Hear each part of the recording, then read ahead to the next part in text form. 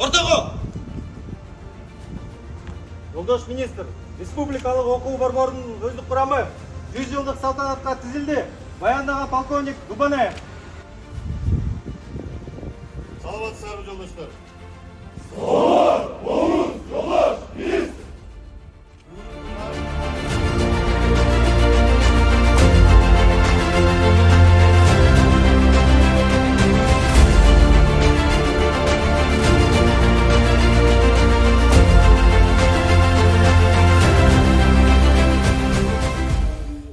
Ардагерлер жана кесиптештер, урматтуу чакырылган коноктор, эң алгач баарыңыздарды Ички иштер министринин республикалык окуу борборунун 100 жылдык мааракеси менен Ички иштер министрлигинин коллегия мүчөлөрүнүн жана жеке өзүмдүн атымдан чын жүрөгүмдөн куттуктайм.